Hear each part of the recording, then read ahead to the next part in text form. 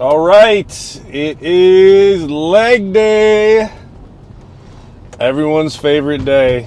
I know, you don't have to tell me. Honestly, if you are someone who hits legs on a consistent basis, and specifically doing squats, you might actually find that legs becomes your favorite day. Because imagine you go to the gym and you hit a muscle group and you get an entire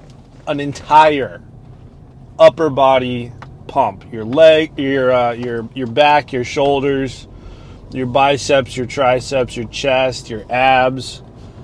Everything's just firing away and it feels amazing. Well, instead of above your waist, it's below your waist, and that's leg day. You're probably not going to get a pump the first few times that you hit any muscle group for the first time, especially something like legs. But as you may already know, if you're someone who's been working out for a while now, the pump is damn near half the addiction of going to the gym. You know, that feeling you get when your muscles swell with blood and macros and electrolytes and they get oxygenated well during, your movements. And the same goes for legs. When your legs are pumped, when literally your lower half of your body is pumped, it is an insane, you literally feel like you can, jump as high as you feel like jumping. Now, that's obviously not true, but you feel like that, and that's what's more important. And when it comes to squats specifically, because whenever people don't want to hit legs, really what they don't want to do is they don't want to squat. And there's plenty of people out there that do chest day without bench pressing, so you can do leg day without squatting. So I don't really understand why people skip leg day. There's so many added benefits to doing legs, and let me list a few while I take a sip of my pump potion. Let me see if we can get it to hit the light here. It's a nice blood red, favorite color.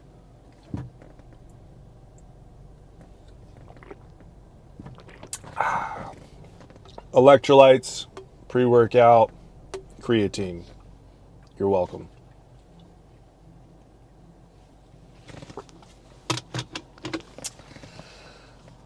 So the benefits to hitting legs are as follows. 1, you'll have muscularly developed legs. That comes into play for a number of reasons. If you play sports, pretty much any sport, honestly, with the exception of maybe swimming, if you have strong legs, it's going to make you significantly better at that sport because you're going to be faster, you're going to be more durable on your feet, and you're going to be stronger when it comes to your footing. So if you're a lineman or you play football or you need explosiveness, having strong legs is going to come into play. If you play soccer, being able to kick the ball hard and accurately, having strong legs is going to come into play.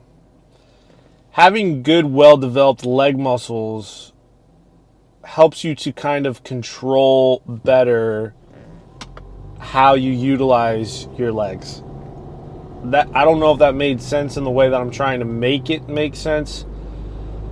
But for example, some people are right-handed, some people are left-handed. The people who are right-handed oriented because, believe it or not, the muscles in that hand are a little bit bigger and they're a little bit more toned. The muscles in your left hand are weak. And so therefore, you're not as good at, coordination in that left hand. Coordination is the word that I was looking for. So you become better coordinated when your leg muscles are more developed. Next, for the aesthetic purposes, when your legs are aesthetically pleasing, you can go to the beach, you can wear the actual in-style bathing suit, board shorts, or trunks that, you know, gradually go above the knee just a little bit. You don't have to do anything super crazy like wear short shorts. That's kind of, you know, unless you have monster quads like Tom Platz's quads, would not recommend wearing those. But having shorts on with like a nice developed quad calf dynamic going on, you can't beat it. Doing leg day, specifically squats though, I'm gonna kind of switch gears here and go from saying, you know, you don't have to do squats to get a successful leg day, to which you don't. But if you do incorporate squats into your leg day, it's going to really benefit you, because the amount that your heart has to work in order to effectively oxygenate and pump oxygen-rich blood to your legs, which are, you know, massive pieces of your body. They make up a decent amount of the weight of the entire body. Your heart has to work so much harder to oxygenate those muscles because of how big they are, how big that portion of your body is. More so than, say, biceps, which are much smaller, back, which is still big, but in comparison, much smaller. Same with chest and tris and shoulders. It becomes a cardiovascular workout as much as a weightlifting kind of muscle building workout. And the benefit to that is you have a healthier heart, which everyone should want a healthier heart. Even if you're bulking, you should still do cardio. You don't have to do an insane amount of cardio to the point where it's affecting your gains. But you can kind of kill two birds with one stone if you're doing squats and, you know, you're maintaining a heart rate somewhere between 120 to 130 beats per minute throughout the entirety of that movement. So that's that added benefit. And then lastly, in working out your lower body, especially if you do squats, but you don't have to do squats. If you're working out your lower body, your body's going to respond by saying, okay, we need to grow the muscles in the lower body because we're experiencing workload or stress that exceeds what the current muscles can do. So we need to grow the muscles. We need to prioritize growth of these muscles. In doing so, the body not only grows the muscle, just like with any other muscle group, but it also grows the blood vessels that feed that muscle. Stay with me here. So the vessels in your legs, calves, and feet are going to get bigger to feed these muscles that are now getting bigger as a result of you working them out, okay? The further away from the heart the blood vessels are, the smaller they are. Just like a tree root, okay? The closer you get to the tree, the bigger the roots get, okay? Stay with me. So, if you're expanding, if you're increasing the size of the blood vessels in your lower body, what else is a part of your lower body from the waist down, if you're a guy? Your testicles. And so if you increase the blood flow to your testicles, you increase the chance, not a lot of studies have been done on this, but you increase the chance of increasing your testosterone development. At the very least, if your testosterone development doesn't increase as a result of working legs more routinely, it's going to increase the longevity of your testosterone in your years. Here's what I mean by that. A lot of men experience a significant decrease in testosterone production between the ages of 25 to 30. Why is that? Well, that's because a lot of men graduate college at 24, 25, 26, and they get desk jobs or jobs that require them to not be on their feet as frequently. and you see a significant decline in testosterone production because if you're sitting for 8 to 10 to 12 hours a day in front of a desk doing computer work, then that is slowly going to atrophy the muscles in your legs as you get older, naturally, if you're not working them out. And it's going to atrophy the blood vessels that feed different aspects of your lower body because there's no need for those blood vessels to be, bigger anymore because now the muscles are smaller because you haven't been working them out because you've been sitting at a desk job, okay? So that's why exercise is important just in general for everyone, regardless if you're trying to get bigger or not, because at the end of the day, if you at least want to maintain what you have, you should at least exercise. Not necessarily bodybuild, powerlift, whatever, but you should exercise. So sorry if that kind of came off as a little bit tangenty, a little bit of a rant, but you guys got me on a topic that I just kind of picked up and ran with it. So anyways, chew on that for a little bit. If you have any questions on it, let me know. I'd be happy to answer. But this conversation's already gone on long enough. Let's get in the gym. All right, we've hit our warm-up sets of 135 for 10 on squats and 185 for 6 on squats. I'm gonna go for 225 for 4 to 6. So let's see how it goes.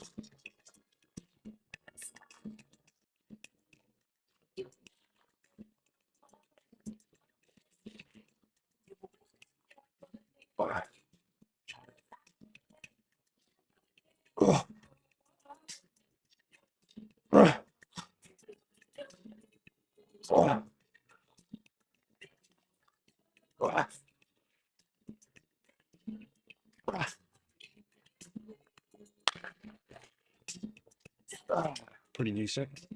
Let's go up in weight.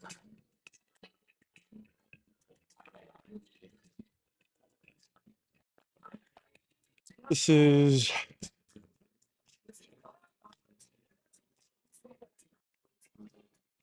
255 squat for a set of hopefully 4.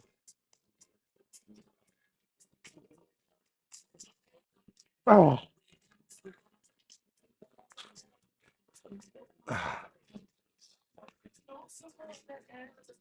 Oh. Oh. Oh.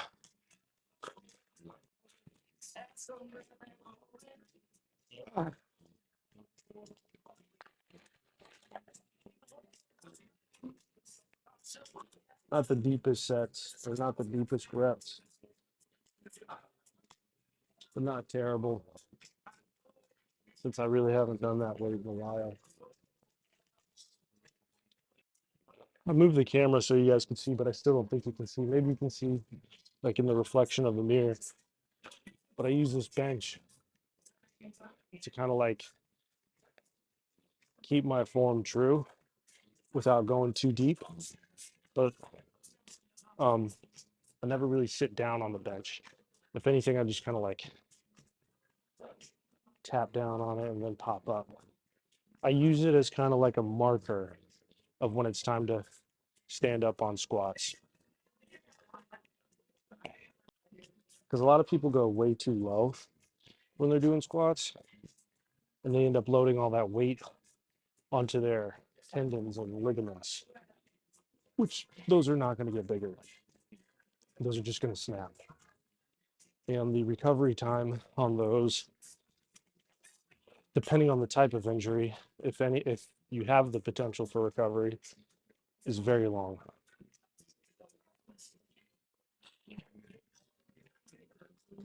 Ah.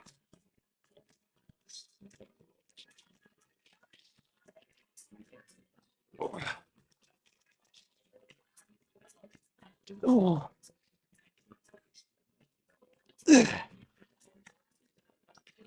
Ah. Ah.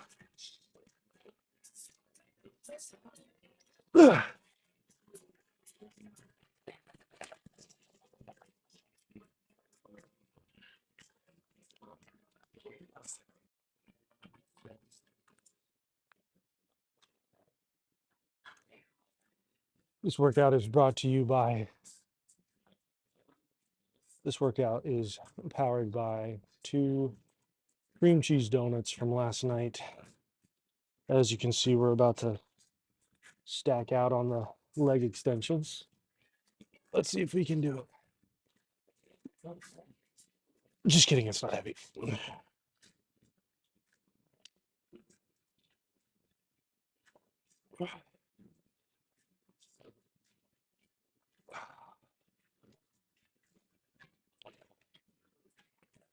One more like that.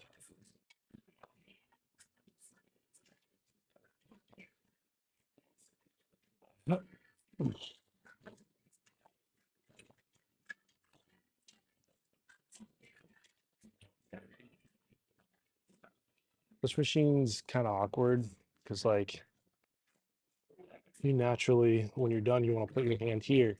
But as you just saw, when you put your hand in here, this is a lever that adjusts the machine. So you have to, like, remember what pin you had it on last time before you do your next rep.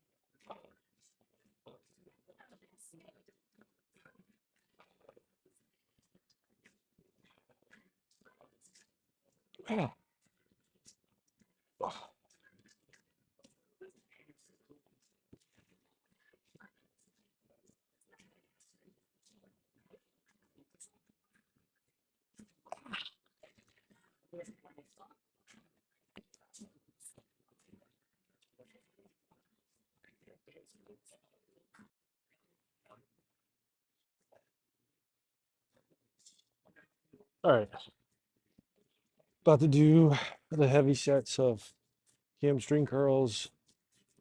Just did our warm-up sets. Last week, I think we had to drop down to 170 first set of 6. 155 was feeling kind of heavy today, but you'll never know unless you try to push yourself what you can do. So I'm going to try 185 today again. I believe that was the weight that I tried to do last week. No go. But it's been some time since we've hit legs. Got plenty of calories under our belt. Decent amount of rest. I think today was the day. We might not be able to get our heavy set of 6 out of it, but I think we'll be able to get at least 4 solid reps. If we can get 4, I'll try to get 2 more ugly reps for a set of 6. Ugly meaning still productive. If I'm like, if there's no way I can lift that weight while still working my hamstrings, then I'll just abandon the set.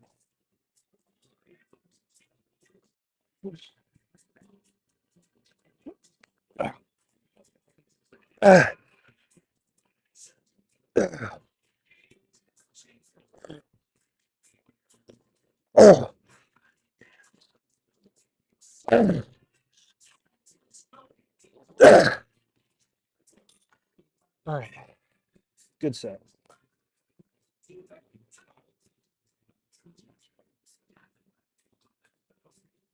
All right. Getting this weight for 6, pretty tough. We're trying to do it at least for 4 on this set. We'll see how it goes. But already we're doing better than we did last week.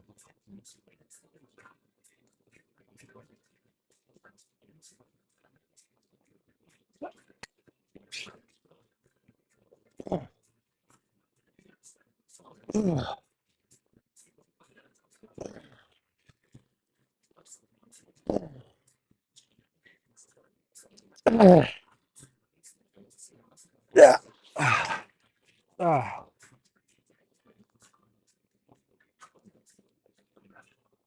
All right. Now, it's right about now in the leg workout. You'll get this sharp, searing pain in your chest, almost like someone's taking a sewing needle and touching your heart. What you're going to want to do is you're going to want to ignore that. Okay, that's completely normal. That's fine. That just means you're getting a good workout in. Now, if it persists for an additional 2 to 3 seconds, stop everything you're doing and go straight to a hospital. You're probably having a heart attack.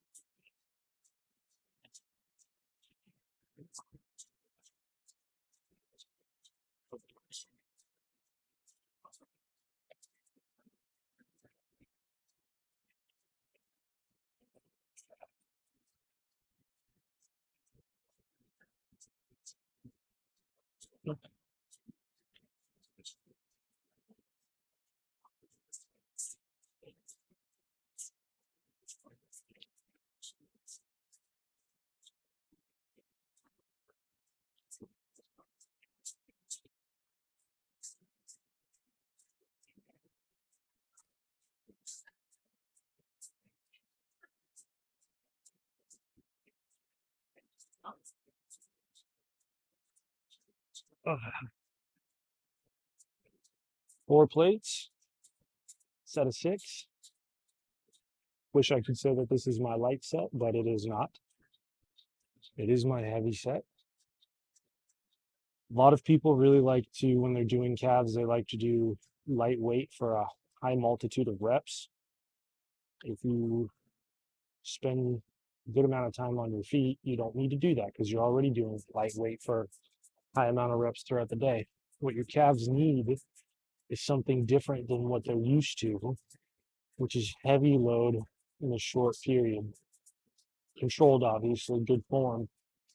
But a lot of you guys out there are telling me that your calves aren't growing, aside from not eating enough and not training properly, meaning having good form or training too infrequently or too frequently.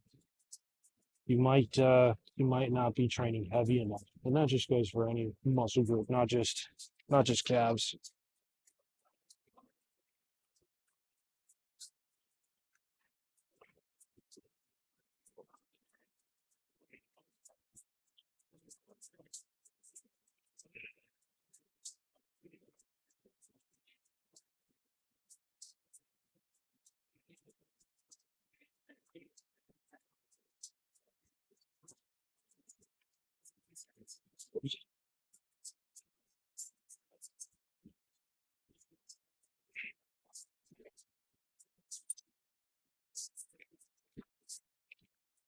That was a little too light, even though racking it was a bit of a problem. So I think I'm going to put a 25 on it. So here we go.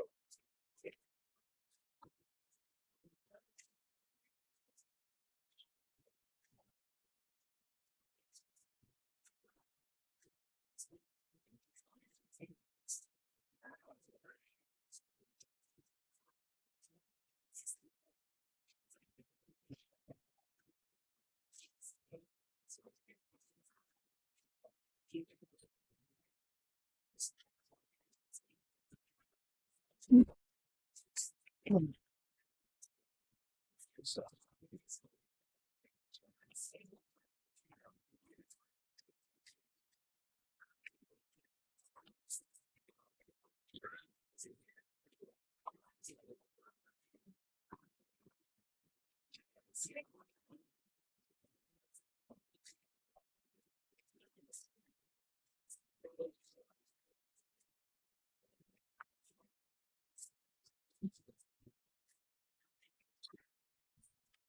So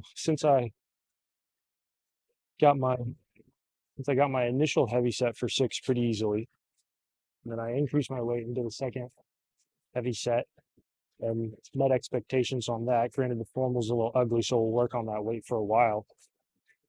I'm now going to start going down in weight overall, but I'm not resorting back to my warm up weight immediately. So, whereas before I warmed up with 3 plates, now I'm warming up with, or now I'm finishing. So, it's still a working set, 3 plates and a 25.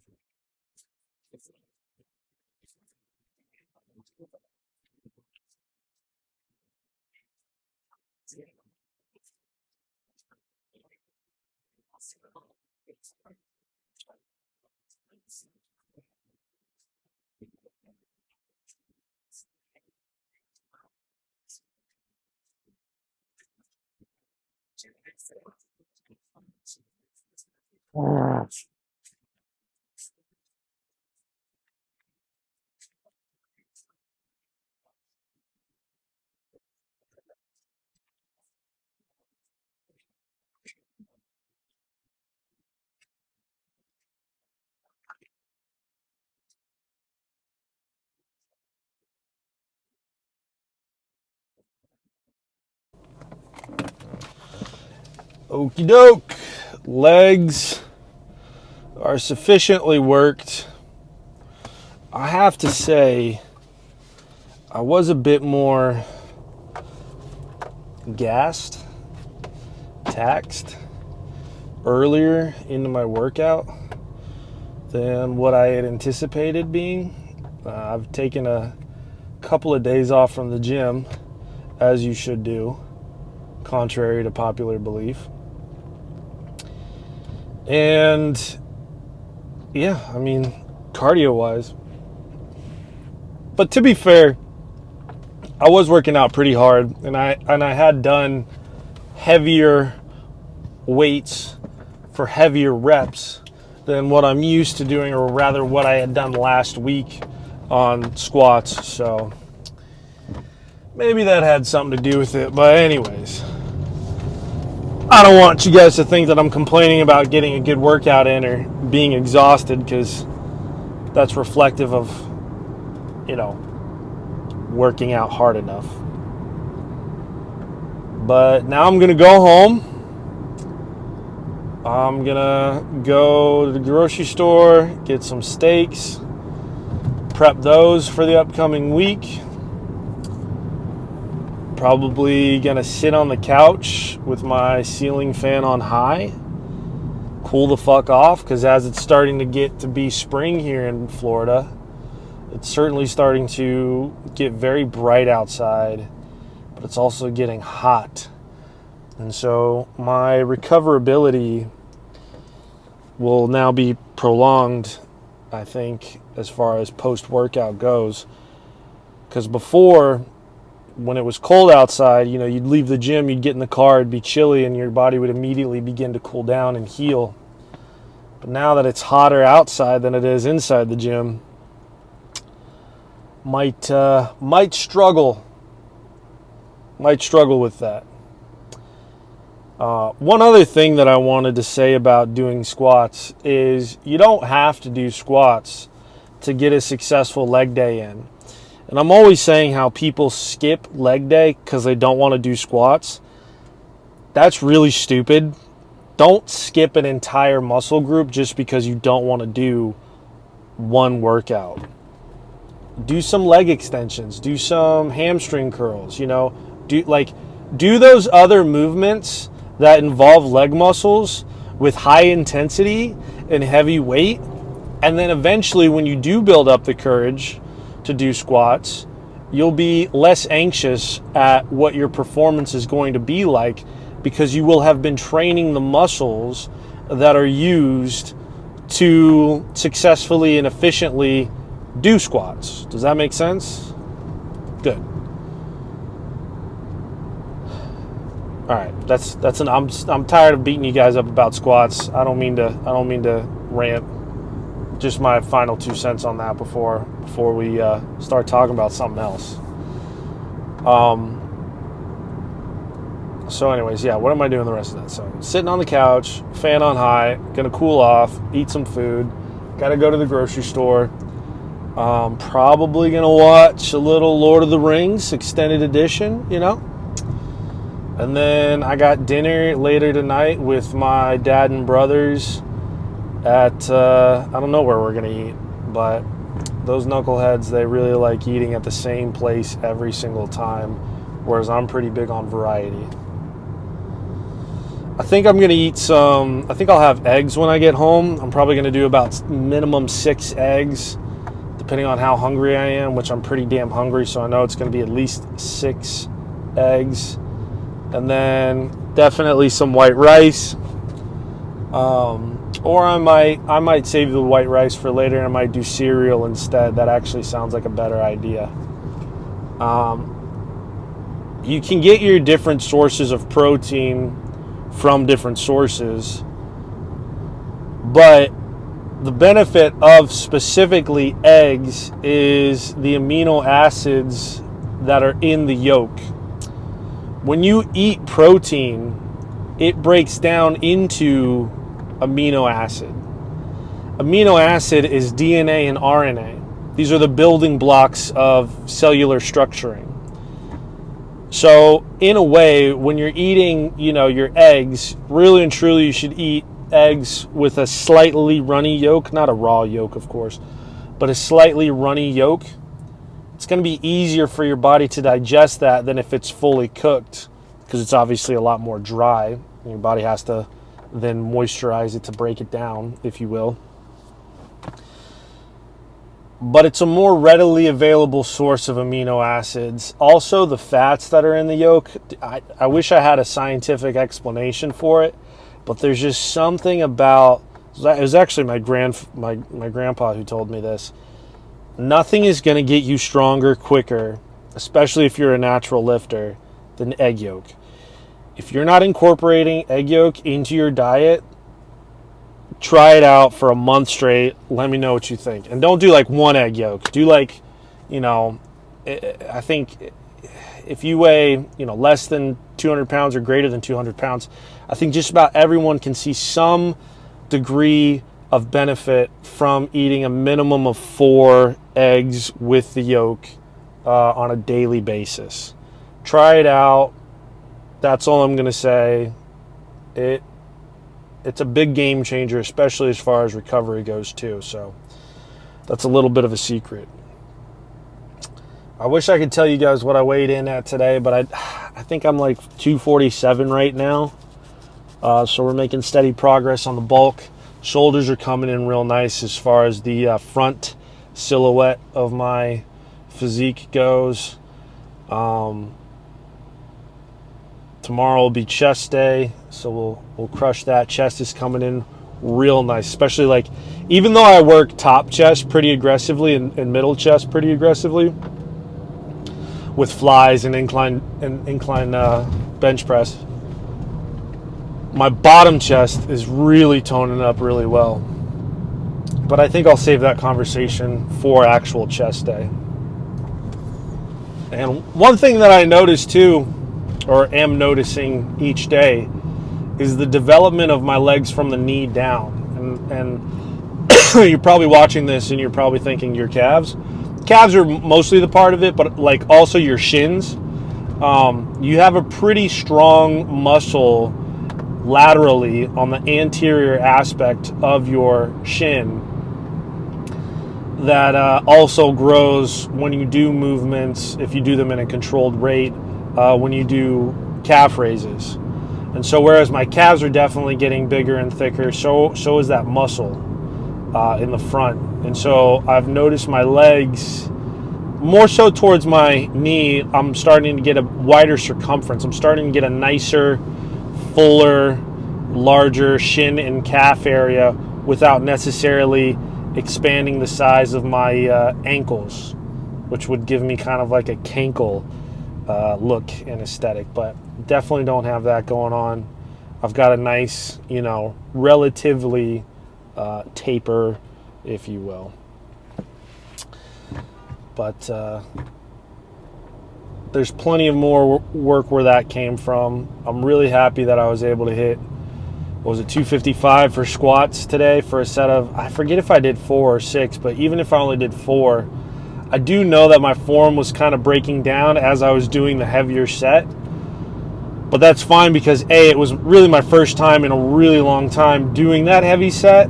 And so you really can't be too hard on yourself when you're doing something for the very first time or for the first time in a long while and you're not perfect at it.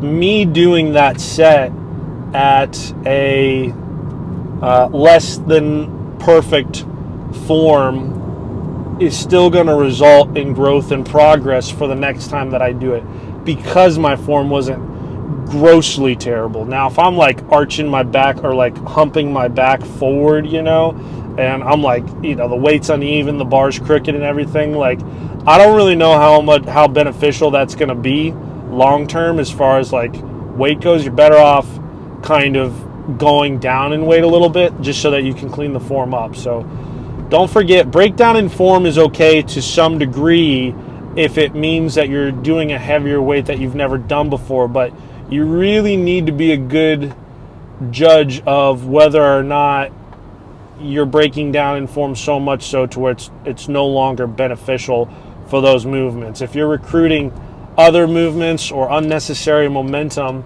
into the workout, you know, it's probably not going to do anything for you. So, but I think that's all I got for you guys right now. I'm gonna cut it here. Hope you guys enjoyed working out, and hope you guys stay big.